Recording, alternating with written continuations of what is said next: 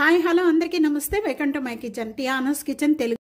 ఈరోజు రెసిపీ చెకోడీలు తయారు చేసే విధానం. చెకోడీలు మనం తయారు చేసుకున్నప్పుడు గట్టిగా అలా లేకుండా గుల్లగుల్లగా క్రిస్పీగా రావాలి అంటే ఈ ట్రిక్స్ పాటించామంటే చక్కగా వస్తాయండి. కప్పు మైదా, 1 కప్పు బియ్యం పిండి, ఈ రెండు కలిపి చేసుకోవచ్చు. లేకపోతే అచ్చంగా బియ్య పిండితో చేసుకోవచ్చు, అచ్చంగా మైదా పిండితో కూడా చేసుకోవచ్చు. ఈరోజు రెండు కలిపి నేను చేస్తున్నాను. రండి ఇది ఎలా తయారు చేయాలో చూస్తాం. ఇప్పుడు మనం బియ్య పిండి 1 గ్లాసు, మైదా 1 గ్లాస్ తీసుకున్నాము. 2 గ్లాసెస్ వాటర్ యాడ్ చేసుకోవాలి.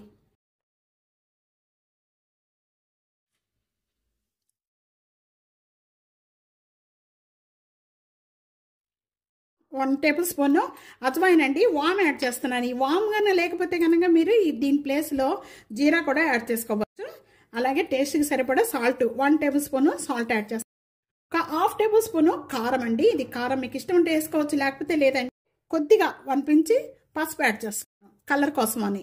ఇక్కడ ఈ వాటర్ అంతా కూడా ఇప్పుడు హై ఫ్లేమ్లో పెట్టుకొని బాగా మరిగించేసుకోవాలి. ఇక్కడ వాటర్ చూస్తున్నారు కదా, బాగా తెల్లుతున్నాయండి. వాటర్ బాగా మరుగుతున్నాయి. ఈ విధంగా మరుగుతూ ఉండగా ఇప్పుడు మనం ముందుగా బియ్యపిండి వేస్తున్నాను. 1 కప్పు బియ్యపిండి కొద్దిగా వేసుకుంటూ కూడా కలుపుకోవాలి. అలాగే ఇప్పుడు 1 కప్ అనేది మైదా పిండి కూడా వేసేస్తున్నాను. 1 మినిట్ వరకు కూడా ఇదే విధంగా కలుపుకోవాలి. 1 మినిట్ వరకు కూడా వేసుకున్న వెంటనే కూడా ఇదంతా ఉడికించుకోవాలి. 1 మినిట్ వరకు కూడా. అప్పుడే మనకి చెకోడీలు చాలా క్రిస్పీగా చాలా గుల్లగల్లగా వస్తాయండి. ఇదేనండి ట్రిక్. నేను 1 టేబుల్ స్పూన్ నెయ్యి వేస్తున్నానండి. నెయ్యి అయితే చాలా టేస్ట్గా ఉంటుంది.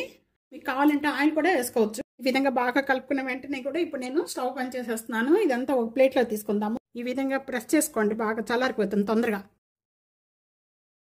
ఇప్పుడు బాగా కొద్దిగా చల్లారిపోయిందండి. ఈ విధంగా చల్లారిపోయిన వెంటనే బాగా ప్రెస్ చేసుకున్న పిండి అంతా కూడా ఈ విధంగా రెడీ అయిపోయిందండి చెకోడీలు చేసుకోవడానికి. చేసుకున్న పిండి కొద్దిగా పిండి అనేది ఈ విధంగా తీసుకోండి. తీసుకున్న పిండిని మనకి ఈ విధంగా ఇలా ఈక్వల్గా చేసుకోవాలి. అందుకనే నేను ఈరోజు చేత్తోనే చేసేస్తున్నాను. ఇది కూడా చాలా ఈజీగా అయిపోతుంది, కానీ కొద్దిగా టైం పడుతుంది. నా దగ్గర 3 హోల్స్ అన్నది లేదు, అందుకని నేను ఈరోజు చేత్తోనే చేస్తున్నాను. మీకు అసలు చక్రాల గిద్దలు ఉంటే చాలా తొందరగా అయిపోద్దండి. అసలుకి ఎంత ఈజీగా అయిపోద్దంటే మొత్తం కూడా మనం చక్రాల్లాగా గిద్దల్లాగా మొత్తం చేసేసుకొని ఈ విధంగా మొత్తం చుట్టేసుకోవడమే. ఇలా రౌండ్గా చుట్టేసేసుకొని పెట్టేసుకోవడం.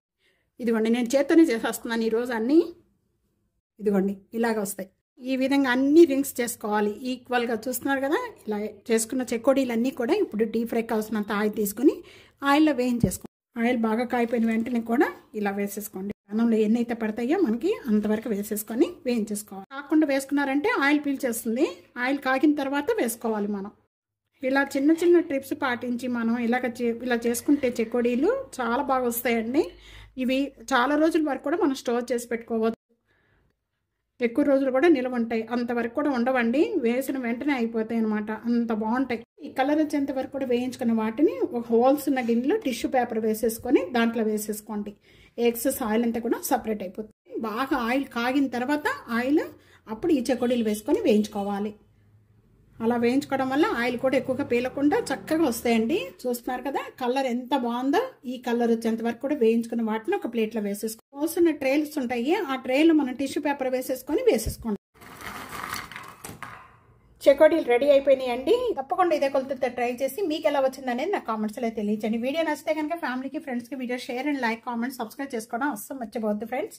Thank you for watching. Next వీడియోలో మళ్ళీ కలుద్దాం. అంతవరకు సెలవు. బాయ్.